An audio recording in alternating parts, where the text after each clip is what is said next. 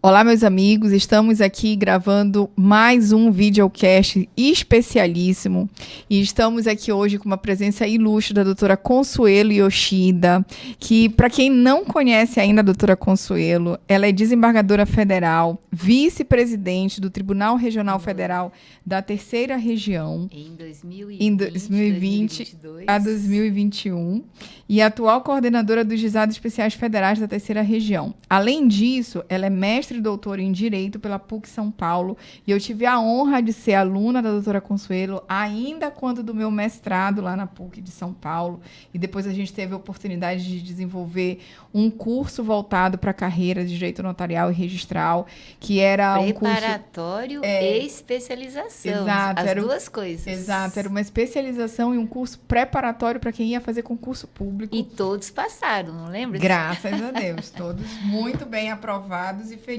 Muito hoje bem na área notarial e registral. E aí, além disso, a doutora Consuelo é professora e pesquisadora do Núcleo de Direitos Difusos, do Programa de Pós-Graduação em Direito, também da PUC São Paulo, e é coordenadora da especialização Direito Ambiental e Gestão Estratégica da Sustentabilidade. Líder do grupo de pesquisa Ordem, Política, Econômica e Social e o Meio Ambiente, Efetividade e Sustentabilidade, tudo vinculado à PUC. E é também autora de inúmeros artigos, publicações, livros, todos na área ambiental e de tutela coletiva. Então, temos aqui uma sumidade, mas, acima de tudo, uma mulher de destaque. E como a gente vai tratar um pouco aqui, a gente vai ver um pouquinho da vida como ela é. E aí, eu dou boa tarde aqui, as boas-vindas para a nossa doutora Consuelo, que está aqui em Belém agora, nos visitando durante esse evento da COP. E já lhe passo a palavra, sem maiores delongas, para agradecer sua presença aqui, dizer que é sempre um prazer encontrar com a senhora. E hoje a gente queria conhecer um pouquinho mais da sua história, doutora Consuelo, porque quem vê a senhora hoje, né, à frente de tantas coisas legais, tantas lutas judiciais e também acadêmicas, talvez não conheça a sua história por trás. Então, esse videocast aqui é para trazer um pouco da sua história, da vida como ela é na prática. Então, muito obrigada pela sua presença aqui. E eu queria que a senhora se apresentasse um pouco. Quem é a doutora Consuelo, para quem ainda não lhe conhece? Obrigada, Janice. Realmente é uma oportunidade estar aqui participando desse videocast. Eu tenho uma admiração muito grande pela doutora Janice, também um exemplo de vida, e eu vou contar um pouco da minha história, como ela pediu, né? Eu sou de uma geração bem mais velha do que ela, meus filhos, já sou avó, eu queria ser tudo na vida. Eu queria ser mãe, eu queria ser avó, e eu queria tocar a minha vida acadêmica, que eu sempre fui muito estudiosa. Então, o que eu fiz? Casei cedo, na minha época era assim, né? Tive 2 filhos e daí eu resolvi estudar para concurso público. Então, o que eu queria dizer é o seguinte, nunca é tarde para as pessoas quererem estudar e capacitar. O que eu tive que fazer? Entrar num cursinho para me preparar e aí, obviamente, tinham carreiras, né, que você teria que fazer pelo interior. Era Ministério Público Estadual e Judiciário Estadual. Eu não podia escolher essas carreiras, porque meu marido, ele é médico e ele tinha uma carreira sólida, cirurgião, em São Paulo. Então, eu tive que escolher carreiras em São Paulo. Olha as dificuldades. O que tinha na época? Concurso para a Câmara Municipal de São Paulo. Então, foi meu primeiro cargo público. Um concurso muito difícil, porque é muito concorrido. Hoje, então, imagine os concursos como são concorridos, mas na época foi feita pela Fundação Carlos Chagas e o meu marido não acreditava muito em mim, né? Porque eu era mãe de 2 filhos, não sei o quê. E ele achou que o concurso não era para valer. Me levou até a Câmara, falou, Conselho, você fica estudando tanto, chega lá, não vai ser para valer e aí você não vai passar. Não, era um concurso sério pela Fundação Carlos Chagas e eles queriam pela primeira vez, constitui uma área técnica dentro da PUC, que eram as assessorias jurídicas. E eu entrei, eu achei fácil, a própria que eu estava preparando para Ministério Público e Judiciário, no cursinho, né? Então, quem entrou nesse primeiro concurso foram os que estavam estudando em cursinho. E lá em cursinho, eu dou a dica, eles dão tudo aquilo que é importante, editais atualizados. Então, eu recomendo sempre participar de cursinhos, os bons cursinhos, que a gente tem tantos agora, né? Mas não impede de vocês terem que pegar um edital e estudar tudo. Por quê? Fiquei 3 anos na PUC, na Câmara Municipal, e aí eu queria outra coisa. Meu marido já ficou preocupado, porque eu disse para ele que eu ia prestar Procuradoria da República, Ministério Público Federal. Aí ele já ficou meio preocupado, né? E verdade, eu peguei o edital, estudei sozinha, porque nem tinha muitos cursos para a área federal. Eu fui, gente, procurar na folhinha lembra quando tinha páginas da lista telefônica? O que era a Procuradoria da República? Eu não sabia o que era a Procuradoria da República. Na época não tinha tanta divulgação, né? Mas quem me falou foi exatamente uma assessora que entrou comigo no concurso e que queria também sair da Câmara. Aí eu peguei aquele edital do Ministério Público Federal, mas estudei tanto, né? O que deu para fazer. E aí eu digo para vocês, o que me ajudou? Na Câmara Municipal eu tinha que fazer pareceres muito bem fundamentados. Então, quando chegou na prova dissertativa, porque a prova objetiva do Ministério Público, eu sabia que eu tinha passado. Eu sempre fui muito curiosa, eu sempre li muito. Então, assim, não era só questões que dependiam de estudo, eu não sei. Você tinha que entender sistemicamente, podia consultar a legislação, só não podia consultar jurisprudência, porque era muita coisa em cima de súmulas, já, essa prova, né? Súmulas e precedentes. Então, de resto, eu consegui fazer e cheguei em casa e falei para o meu marido, passei na primeira fase do Ministério Público Federal. Eu não sabia que era um concurso muito difícil de ultrapassar a primeira fase e que depois não era nem tão difícil. Por quê? Nós éramos 600 candidatos mais ou menos, já sobraram muito poucos, né? E eu estava entre esses poucos, que eu fiquei muito honrada, eu nem sabia que era tão difícil passar nesse concurso, né? Mas a minha base era saber escrever tecnicamente e saber fundamentar. Então, quando eu li aquelas questões tão difíceis, dissertativas do Ministério Público Federal, na área de direito público, na época era assim, dividido em 3 blocos. Direito público, abrangendo constitucional, administrativo e tributário. E depois uma outra área abrangendo processo civil, que essa parte foi para mim muito difícil, e tinha uma outra parte, eu não sei se era eleitoral, era uma coisa que eu só sei que eu passei raspando, mas passei. E aí eu fui para o oral, enfrentando em Brasília arguidores, que eram, na época, Sepúlveda Pertence, arguindo administrativo, como é que ele chama? O Melo? Marco Aurélio Melo, ministro do STF. Uhum. E o representante da OAB e o Procurador-Geral da República, Aristide Junqueira. O meu pai e o meu marido estavam gelados só de ver a banca de arguição. E eu me mantive calma. Eu estava com a mão quente, porque eu não sei, eu não fico nervosa. Outra coisa importante, uma dica importante. Exato. O autocontrole, né, doutora? Eu tenho um autocontrole muito grande. Exato. Porque eu acho o seguinte, por exemplo, eu não estou nem um pouquinho nervosa porque eu estou fazendo aqui. Não consigo ficar nervosa. Acho que é outra virtude que eu tenho, entenderam? Então, assim, a gente vai somando experiências, não é? Conhecimentos e vai agregando. Eu só sei que deu certo. Saiu. Eu fiquei lá entre os pouquíssimos candidatos que foram aprovados. Eu entrei em 91. 2002 eu tive a grata surpresa de ter sido convidada para disputar a lista sexto, escolher, né, entre 6 representantes do Ministério Público para uma vaga no Tribunal Regional Federal da 3ª Região. E aí eu perguntei por que eles estavam querendo mulheres. Olha só, hein? 2002, o Tribunal Regional Federal já tem bastante desembargadoras, né? Já teve várias presidentes mulheres. E, então, disputei e fui nomeada pelo presidente Fernando Henrique Cardoso. Olha como é a cultura nossa, mulher. Eu não contei para o meu marido que eu estava candidata, Eu achava que não ia conseguir ser nomeada. Eu falei, mas para que causar estresse? Porque ele já estava ficando preocupado comigo, né? Eu conseguia as coisas, eu ia avançando, né? Aí eu falei, já pensou se eu, já procuradora da República, eu falar que agora eu quero ser desembargadora federal, né? Então, do Tribunal Regional Federal da Terceira Região, que é o maior tribunal, eu não contei para ele. O meu pai, que me acompanhava, dizia assim, filha, você já está na lista sexta, agora você já está na lista tríplice. Você não acha melhor falar com o teu marido, né?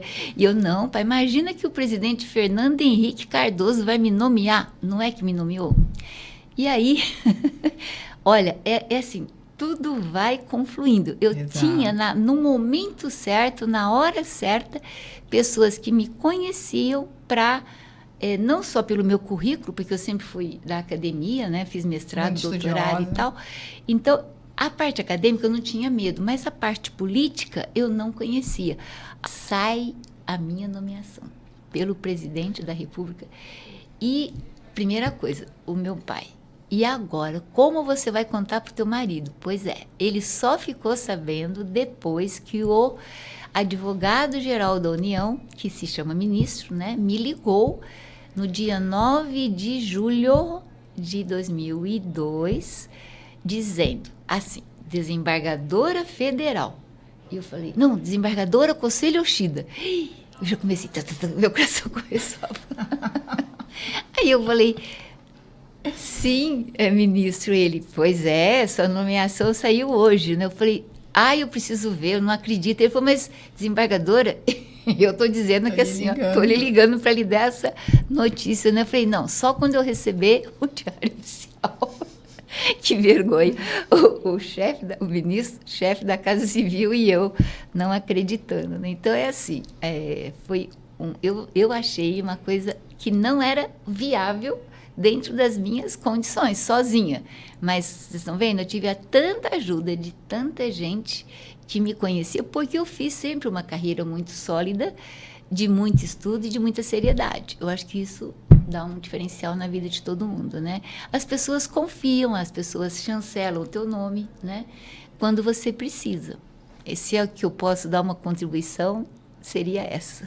E em que momento, doutora, a senhora migra ou se apaixona ou é chamada para essa área do direito ambiental? Como foi que aconteceu esse casamento, esse segundo casamento aí? Eu queria dizer também que a vida acadêmica, a carreira acadêmica também ajuda qualquer área.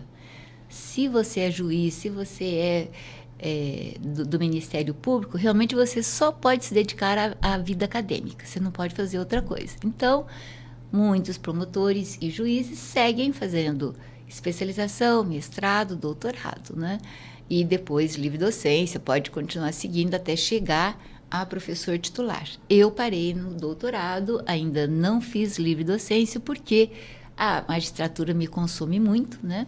Eu, como foi dito aqui, em 2020, 2022, eu fui vice-presidente, aí você tem uma série de atuações ligadas a Brasília, né? Então, esses precedentes, são várias atuações muito importantes, né? Vários núcleos que você gerencia, participa. Então, eu não tive condição de avançar na minha vida acadêmica, mas sempre ajuda. Eu vejo professores que são médicos e que fizeram a carreira acadêmica, eles têm uma repercussão, um reconhecimento, um renome maior, porque ele alia a academia e alia a vida prática. Perfeito. Então, eu acho que eu conheço muitos médicos e eu acho que eu gosto que eles sejam também da área acadêmica, que sejam professores, que sejam especialistas, ou seja, e gosto que ficam me explicando as coisas. Eu sou muito curiosa, fico perguntando e gosto que eles me expliquem de forma científica o que eu tenho, por que é aquilo. Eu não gosto daquele médico que só vai atendendo e não me dá explicação daquilo, por que aconteceu aquilo no meu organismo e tal, né? Eu sempre busco as causas. Lembrando, né, doutora, tipo, interromper, que o seu pai era médico. E o seu marido é médico. Então, família inteira é de médico. A família inteira é ligada à medicina. Né? Mas só eu fiz carreira acadêmica. Sim. Na verdade, eles são mais... pro direito, né? Pro direito. Alguns médicos da minha família são professores, mas nem todos, né?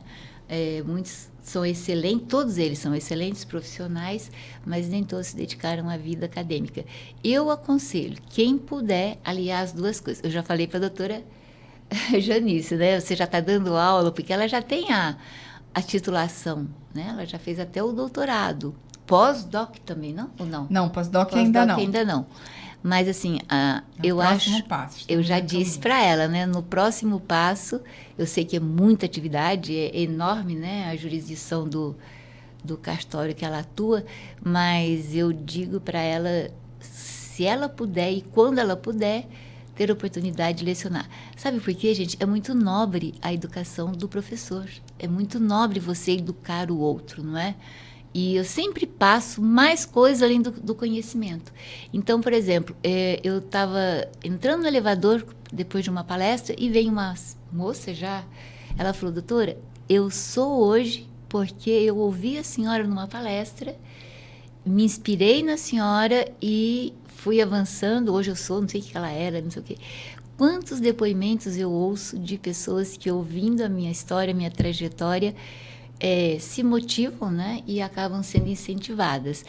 Mulheres casadas que achavam que não tinham mais o que fazer, também se animaram. Ou seja, eu tenho muitas surpresas agradáveis de pessoas que, ouvindo minhas palestras, porque eu tento sempre nas palestras falar algo mais. Não é só o conteúdo técnico. Eu quero sempre mobilizar qualquer que sejam as pessoas. As que estão um pouco desanimadas, que estão um pouco decepcionadas. Não existe isso para mim, sabe? A cada dia é uma novidade, a cada dia é uma coisa nova para fazer. Eu não fico abatida nem olhando para trás. Mas não olho o que deu errado. Não vai acontecer de novo, é só eu não fazer de novo, né? A mesma coisa. E tem uma energia que eu não consigo acompanhar. É impressionante a energia da doutora Consuelo. Eu não preciso de muitas horas de sono, sabe? Eu não preciso. Eu durmo bem, acordo, aí já quero sair da cama. Sim. E, doutora, em que momento que surge nesse cenário Belém e o Pará na sua trajetória? Só voltando um pouquinho, na minha época, quando eu comecei na PUC, porque era pioneira numa área chamada difusos e coletivos. Dentro dela tem o direito ambiental, o direito do consumidor, criança e adolescente. Não existe isso nas outras faculdades. Uma área, um departamento ou um núcleo específico para formar alunos que queiram, né, depois da graduação. Mesmo na graduação já existem essas disciplinas, né? Que são bem especializadas. Então, eu fui uma das primeiras que eu já tinha o mestrado em processo civil, não sabia direito o que fazer no doutorado, e aí eu já fui atraída para essa nova área. Então, primeiro, procurem áreas que não tenham ainda muitos advogados, né, militando, e onde ainda existe possibilidade de você crescer profissionalmente. Então, se eu cresci profissionalmente, academicamente, é porque não tinha muitos especialistas em direito ambiental na época, como também não tinha em direito do consumidor, né? Uhum. E a gente se inspirava muito, tanto no ministro Herman Benjamin, né, do Ministério Público, que chegou até o STJ, e hoje é o presidente do STJ, e na área acadêmica, no professor Kazuo Watanabe, que foi um dos coautores do Código de Defesa do Consumidor. Então, eu aprendia demais lendo estes dois autores, e vocês têm que sempre ter uma referência, né? Então, eu sempre tenho minhas referências, né? E com isso, você inspira neles, evolui. Eu tive uma experiência muito importante agora. O professor Kazuo Watanabe vai completar 90 anos em janeiro, e ele organizou um grupo de professores e orientandos ou ex-orientandos dele, levou-nos para o Japão, fez um roteiro especial. Com 90 anos, ele tinha uma vitalidade, nós tínhamos que acompanhá-lo de dia e de noite, porque tinha programas para o dia e para a noite. E ele disse que em junho do ano que vem ele já está pronto para levar uma nova turma, ou ainda quem quiser voltar ao Japão, com novos roteiros. É uma vitalidade, né, gente? 90 anos. 90 anos. Então, nem a idade é limite para as coisas, sabiam? Sim. Mas vamos voltar em Belém. Como foi que começou a sua relação com Belém e o estado do Pará como um todo? E depois, em que momento isso migrou para as outras áreas, como direito da mineração, enfim, essas outras trajetórias, as novas áreas, terceiro setor, como foi a sua relação com Belém? São os novos nichos de mercado, né? Sim. Então, a PUC foi pioneira porque, à época, o Instituto Tecnológico Vale, ele tinha uma verba e ele resolveu procurar uma universidade para capacitar alunos na área de mestrado, doutorado em direito minerário. Certo. Foi um nicho muito importante e a PUC se tornou referência nisso aí. Com isso, atraiu alunos daqui do Pará, né? Porque a área da mineração é muito importante. Então, tivemos, e posso até citar o nome de um deles, que começou a especialização, Luiz Antônio, que é Monteiro de Brito, que hoje é um dos que atuam, né, nessa área minerária. O Caio Brilhante também foi o nosso aluno lá. Então, são alunos. E agora, atualmente, até o Bruno Cono, que fez a nossa especialização. Presidente hoje, do Instituto de Terras do Estado do Pará. Instituto de Terras do Pará. A própria Luciana Fonseca, que hoje e já passou com o Luiz Antônio, né, a liderar grande parte desses programas de mestrado, doutorado no CESUPA. Ou seja, os atuais gestores aqui desses institutos todos foram capacitar em São Paulo. Hoje não há mais necessidade, porque tem tudo aqui, ou na UFPA ou na CESUPA, né? E, então, acho que a PUC contribuiu e eu acabei conhecendo, inclusive a especialização foi oferecida aqui também, em Belém. A PUC ofereceu uma especialização aqui, né, nos tempos áureos, onde não era tão complicado. Hoje, o nosso curso é totalmente virtual. Sim. Então, não temos mais o curso presencial, com esse deslocamento que a gente tinha que vir e trazer os palestrantes para cá, para Belém, né? Foi uma época difícil. Foi um ganho importante da pandemia, né, doutora? Isso, que todo mundo precisou se reinventar, inclusive na academia, para ninguém deixar de estudar, mas com também sentem todos esses custos, né? E aí, muita tecnologia. E para a COP30, a mesma coisa, né? Nós inscrevemos o nosso tribunal, credenciamos, ele foi credenciado e com um projeto de desenvolvimento regional e os desafios das mudanças climáticas. Então, amanhã estaremos realizando um evento sobre este tema, porque eu vim aqui exatamente para implementar e para realizar este evento, este painel, Desenvolvimento Regional e Desafio das Mudanças Climáticas. Vamos ter palestrantes daqui do Pará, das universidades, de diferentes setores, inclusive do ITERPA, né? Ainda estamos pensando, porque esse tipo de evento nosso, que é gratuito, a gente não está colaborando, a gente está usando espaços, né, desses grandes pavilhões. Então, essa primeira semana seria muito difícil nos encaixar. Aí eu estou tentando amanhã, sábado, é menos concorrido, né? Ver se realizamos. Mas, assim, o tempo todo a gente está tentando desenvolver coisas com o Pará e não poderíamos deixar de aproveitar a COP30, não é? É muito forte a nossa ligação, efetivamente, com Belém. Parabéns pela COP, né?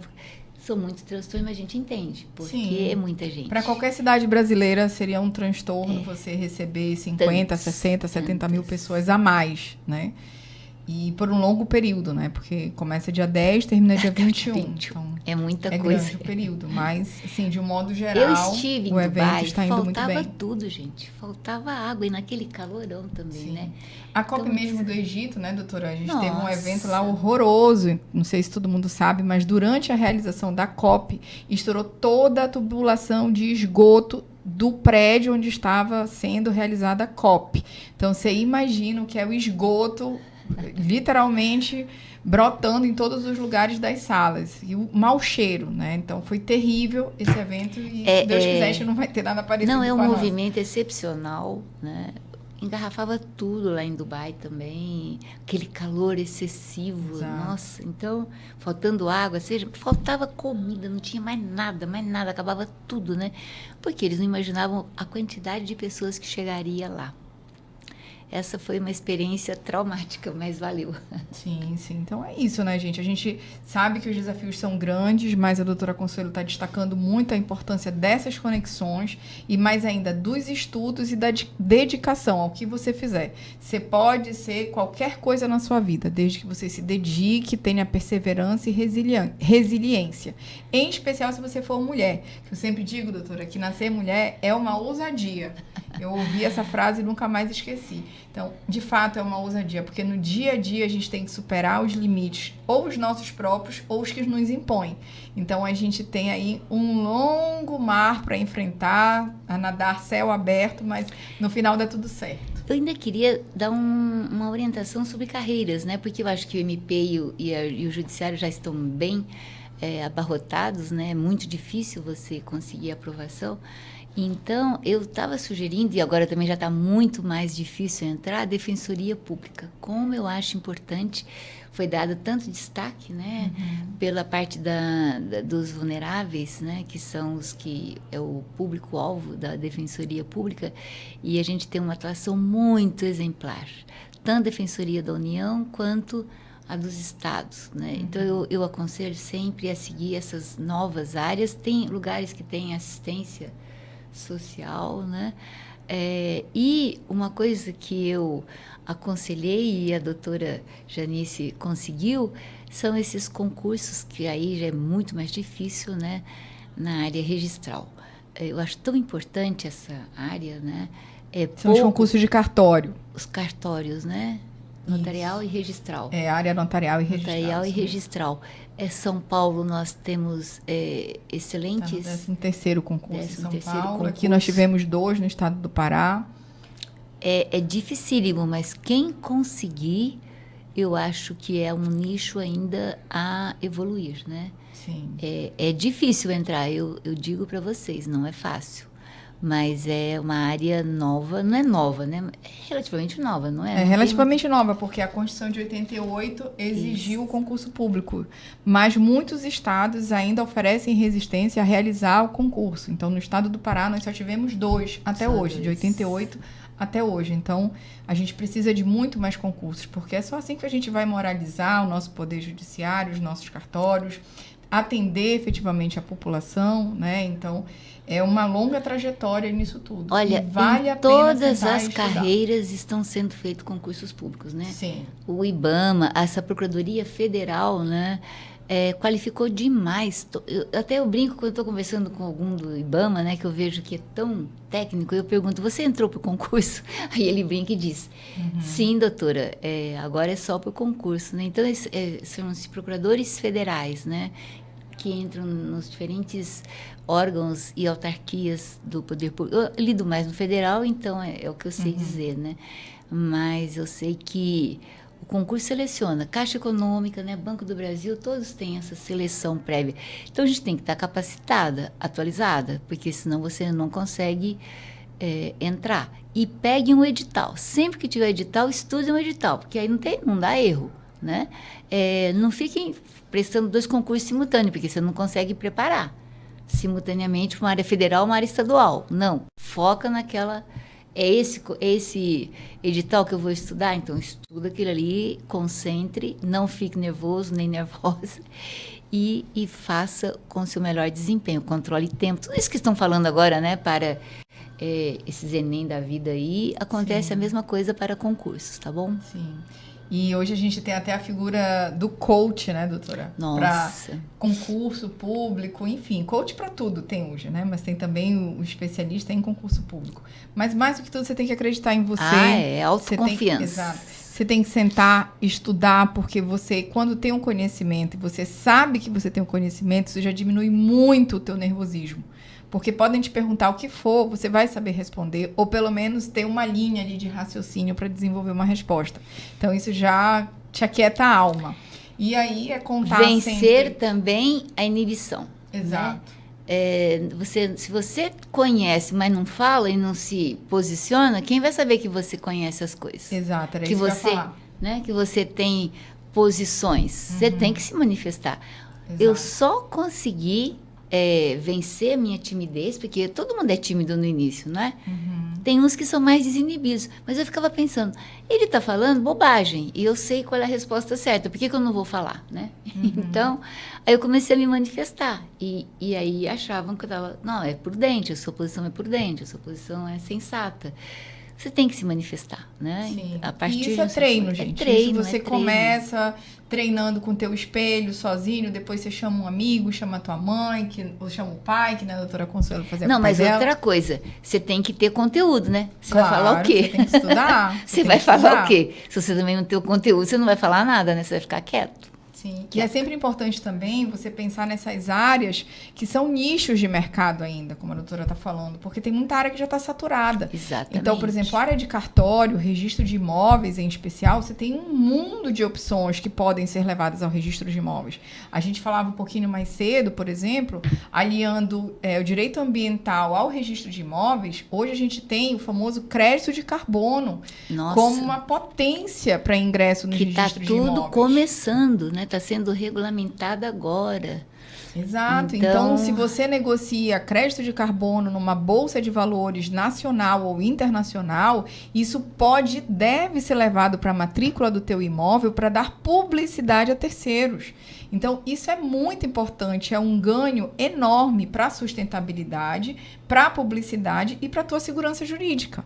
É isso que é importante você ter em mente. Além disso, se você tem uma área de preservação ambiental ou se naquela área antes funcionava um lixão, que a gente sabe que é muito comum no nosso país, é importante que essa informação esteja ali na tua matrícula para que você possa decidir com clareza e segurança se você realmente quer efetivar aquela compra. Se aquele imóvel serve para o teu negócio que você quer montar ali. Porque a depender do negócio, não dá para você montar um prédio ou um posto de gasolina ou alguma outra coisa, uma agricultura familiar ou não familiar, em cima de um lixão, por exemplo. Olha, vou lhe dizer, em São Paulo não existem mais áreas para serem objetos de construção civil. Certo. Então, eles estão tendo que descontaminar, porque só tem área contaminada agora.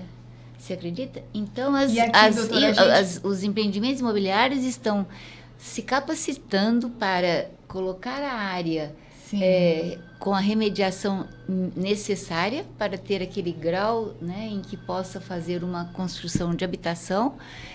Então, avançou muito que área agora? Descontaminação e remediação de áreas contaminadas. Você vê como é que surgem novos nichos? E aqui agora está acontecendo o contrário disso. Então, enquanto São Paulo discute a descontaminação, a gente está discutindo aqui em Belém onde vai ser o novo lugar para ser colocado o lixão de Belém. Porque está saturado e estão procurando áreas próximas aqui a Belém. Para colocar um novo lixão a céu aberto. Em vez de tratar o lixo, em vez de resolver essa outra problemática gigantesca. Um dos maiores problemas é sempre o lixo urbano. Claro. O lixo urbano. Exato. Então, a gente precisa entender tudo isso e atuar como profissionais qualificados para entender que a temática não é fácil, mas ela exige comprometimento. Se a gente quer pensar em COP, em sustentabilidade, na nossa própria existência enquanto humanidade, a existência das nossas futuras gerações, filhos, netos e por aí vai, a gente precisa exatamente ter segurança do que a gente está fazendo com o nosso lixo. Né, doutora? Porque senão a gente não vai ter planeta para viver. A gente e quem prestar atenção, eventos climáticos extremos que estão acontecendo em todos os lugares, não é só A, B ou C, não, em todos os lugares do mundo nós temos exemplos dessa mudança, desses eventos extremos, e é preciso efetivamente implementar mudanças, porque não dá mais para a gente ficar só discutindo. A gente precisa implementar, porque isso é urgente e disso depende a nossa sobrevivência no próprio planeta. Eu estava, só para completar também, eu tive uma experiência, né, que eu contei, eu vim de uma viagem ao Japão, onde lá também o Japão está fazendo uma experiência com alunos de uma classe de especial chamada Global Program, e eles são 35 alunos, acho que 20 ou 15 alunos são do Japão e o restante são de diferentes países do mundo. As aulas são em inglês, interativas, sobre temas atuais, exatamente para desinibir e aprender com fluência o inglês, que é uma dificuldade para os de origem japonesa. o próprio idioma japonês já dificulta falar bem outras línguas, entre as quais o inglês, né?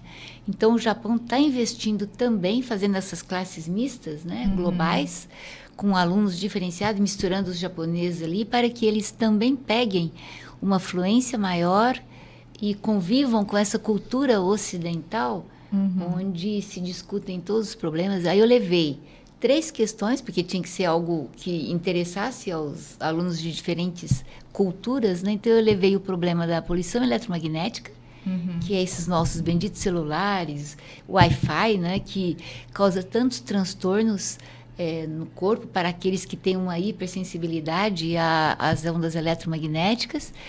Levei a questão da poluição por desreguladores endócrinos, porque todos nós tomamos medicamentos, tomamos vários cosméticos, né? E vai tudo na água. E os outros, todo mundo usa indiretamente essas substâncias, porque a gente consome a água. Não tem como eliminar da água aquilo que a gente expele pela urina, né, de produtos dermatológicos e farmacológicos. Então, eles ficaram super interessados, porque tinha que ser algo que motivasse eles, não é? Se a gente pode alterar os nossos hábitos, que a gente está falando em mudança de hábito, né? Outra coisa que eu levei também é a questão, quando o país não consegue dar conta do seu lixo, ele exporta, principalmente o lixo eletroeletrônico, né? Então, a gente vê lá, ele exporta algo que já está quase para... que a gente sabe que existe a obsolescência programada, principalmente pelos celulares, né? Que vão lançando vários modelos e você vai considerando obsoleto, porque não serve para isso, não serve para aquilo, você vai descartando. Então ele quebra sozinho, né? E aí você vai tendo uma série de lixos eletroeletrônicos, né? E eles, por exemplo, computadores, né? Quando tinha, que agora é notebooks e tal, mas... eu via aquela coisa atulhada na África, que era para onde eles mandavam, a Europa principalmente mandava, e aí chegava na África, eles usavam mais um certo tempo, depois ficava obsoleto. Aí ficava lá, chama-se exportação de lixo, né? Sim. E isso se chama colonialismo.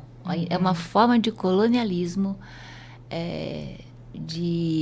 desses eletroeletrônicos. Olha só que absurdo, né? Então...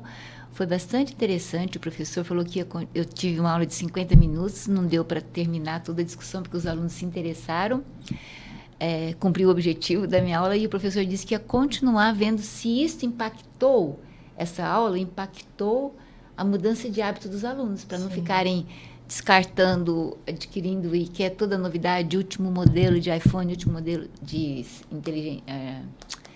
celulares inteligentes, né? Último... notebook, enfim, a gente tem que controlar um pouco. A roupa também, né? Não ficar descartando toda hora, jeans. Depois que eu vi a propaganda... não, como que é feito o Stonewashed, que é o Indigo Blue, né? Eu desanimei de ficar comprando muito jeans Stonewashed, porque a água fica azul até atingir aquele tom lavado.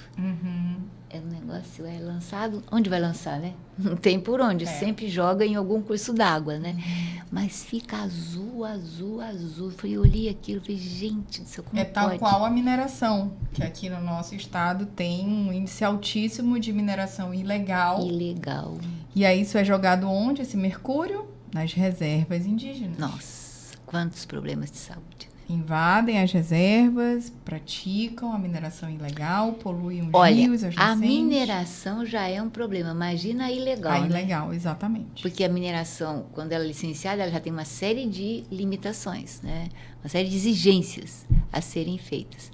Imagina quando não tem controle nenhum, né? O que se joga de mercúrio, o que se joga de outras coisas. Exatamente. Então, todos precisamos ser muito conscientes. Sim, e a gente tem lugares, aqui mesmo no Pará, que a própria população local não consegue mais consumir o peixe daquele rio. Nossa Senhora. Porque ele está completamente contaminado com mercúrio. Então, se você ingere esse peixe, você automaticamente vai estar contaminado também.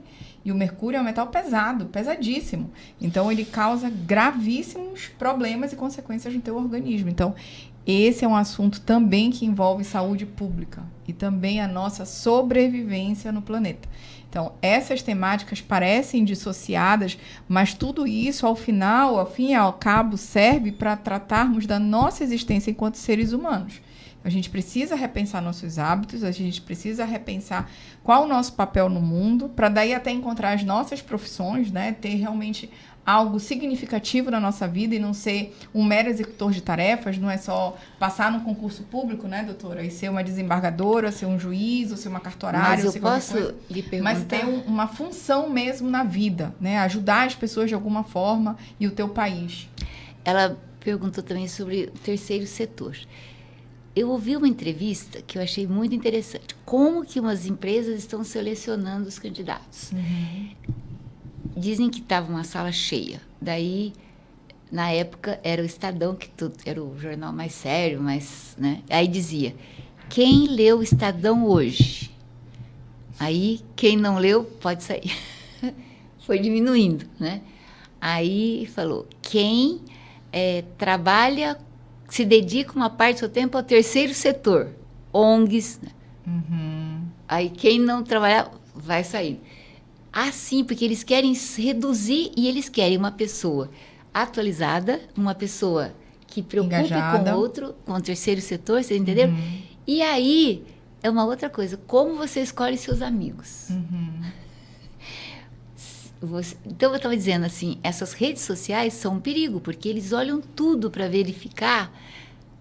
Quando você é um candidato, eles logo jogam seu nome na rede social. Vai olhar tudo por onde você anda, entenderam? Então, é assim, não seja exibicionista, não seja exagerado. Se você estiver lá com um copo, bebida, ai, olha, acabou. Porque eles têm tanta gente para escolher que é comprometido, que é sério. Para que ele vai escolher alguém que vá prejudicar a imagem da empresa? Olha só como que é a coisa. Ele liga o funcionário com a imagem da empresa.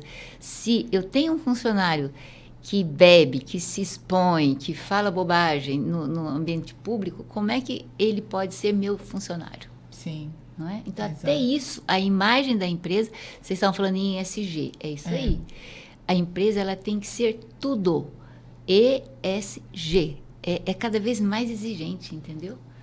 Então, isso por conta da B3, que também se falou aqui, né? O que eles querem é quanto que eu vou conseguir captar no mercado de capitais, né? De investidores que estão vendo quem é preocupado com o social, com o ambiental, com a governança. Exatamente, ou seja, você não pode mais pensar só no seu próprio umbigo. De jeito nenhum. Esse profissional está fora do mercado. Eu faço o que eu quero, tá bom? Faz o que você quer, mas também... E mesmo no Poder Judiciário, né, doutora? Esse tipo de postura já não é mais admitida, né? Então a gente precisa hoje de um judiciário, né? É pior ainda. Que participe de ações sociais, que realmente ouça, acolha o ser humano. E a gente vinha agora mais cedo de um evento do CNJ, exatamente onde foi destacado muito isso, que o papel do judiciário é acolher, é ouvir, é proteger o ser humano. Seja em qualquer esfera do Poder Judiciário. Então, essa é a função principal. Então, as pessoas que trabalham, os funcionários públicos ou os delegatários, como nós, delegatários de serviço público, que somos cartorários, a gente precisa entender isso, a nossa missão. Entender que a gente tem que ajudar as pessoas. E eu sempre falo que cartório existe para ajudar as pessoas. Por isso existe cartório. O dia que não for para isso, perde o sentido. E quem está entrando na atividade não pode pensar só achando, vou ficar rico. Meu amigo, já te falo, nem sempre o emolumento que você vai receber vai te garantir uma vida tranquila. Meu primeiro cartório, por exemplo, eu vendi o almoço para comprar a janta, literalmente. Foi numa cidade bem piquichita, de 25 mil habitantes. E antes disso, quando eu resolvi fazer concurso para cartório, tá aí a doutora Consuelo que não me deixa mentir, eu estava determinada a vender bombom de cupuaçu na Avenida Paulista, porque ninguém me dava oportunidade de trabalho. Olha, vocês vejam, o problema também no Sul é de preconceito com quem vem do nortista e com mulheres. Com mulheres, entenderam? Então, assim, ela já era capacitada, tanto que logo ela entrou nesse concurso difícil, mas ela não conseguia vaga em escritório. Exato. E isso, claro, me abalou, mas não me limitou. Então, entrei no mestrado, não tinha nem dinheiro para pagar o mestrado. Tentei conseguir bolsa no mestrado, não consegui inicialmente. Eu disse, bom, vou vender bombom de cupuaçu porque eu não vou voltar e desistir dos meus sonhos. E daí a vida começou. Eu comecei não vendendo bombom de cupuaçu porque eu consegui um emprego como atendente de telemarketing num cursinho preparatório para residência médica lá na Avenida Paulista. E aí comecei minha vida assim desse jeito. Conheci a doutora Consuelo no mestrado, que fui aluna dela. A partir daí nos aproximamos e ela tinha um caso importante que discutia a tese, o meu assunto, o meu estudo de pesquisa do mestrado era um processo que envolvia suco de laranja, exportação de suco de laranja, e a doutora tinha um caso envolvendo isso, então a gente se aproximou mais ainda. E eu falava para ela dessa necessidade que a gente tinha à época de bons cursinhos para a gente ter um preparatório, até mesmo uma especialização para a área de direito notarial e registral. E aí foi a partir daí que nós montamos um curso na PUC de São Paulo. Né? Esse que todos foram aprovados, né? Exato, com autorização da reitoria. E foi uma turma sensacional, onde você teve um conhecimento esplêndido da matéria e um network maravilhoso, tudo com apoio da doutora Consuelo, e todos obtiveram êxito. E são hoje profissionais muito capacitados, cada um na sua área. Então, isso, é não desistir e continuar estudando, né? A PUC nem continuou porque o próprio judiciário montou, né, um cursinho. Sim. Porque é interesse também, né, como chama aquele setor? Registros públicos, né? Sim. Vários juízes de registros públicos que foram professores do nosso cursinho abriram um na Escola Paulista de Magistratura para capacitar, porque é difícil entrar nesse concurso, né? E São Paulo é muito concorrido. Isso, então... O concurso de lá é muito concorrido. Acabou que depois se tornou algo muito mais disseminado, mas naquela época não tinha nenhum. Foi pioneiro, totalmente pioneiro. E aí, depois disso, é que surgiu até essa possibilidade do convênio com a Vale para poder trazer o direito minerário para a PUC. Mas, inicialmente, a relação começou exatamente com o direito notarial e registral para a gente poder pensar nesse nicho que estava esquecido. Né, doutora? Então, foi assim que tudo começou.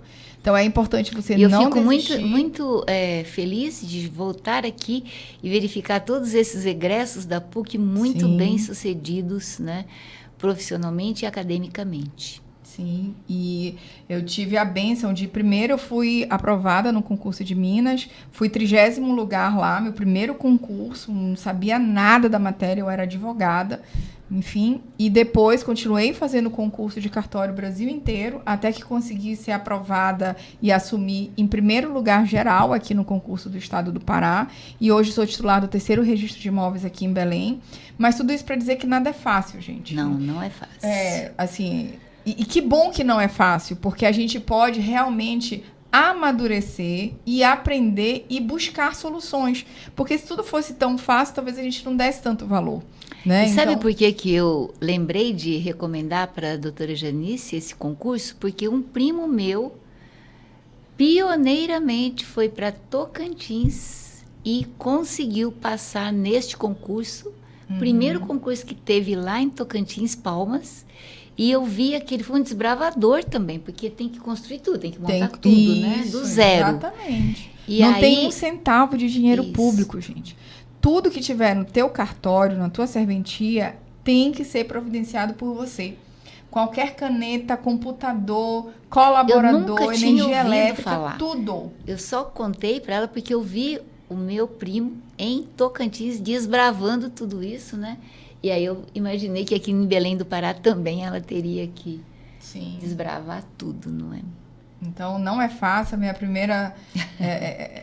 o primeiro local onde eu funcionei aqui em Belém, ele tinha só 150 metros quadrados. No meu primeiro dia era uma mesa, 2 cadeiras compradas, eu vou fazer a propaganda aqui na OLX, e eu sozinha. Então, era uma cadeira para mim e outra para o usuário, para eu atender. E aí, a partir daí, é que eu comecei a poder comprar outra cadeira, outra mesa, uma porta de vidro, um ar-condicionado, uma coisa, outra, porque no início não tinha nada disso.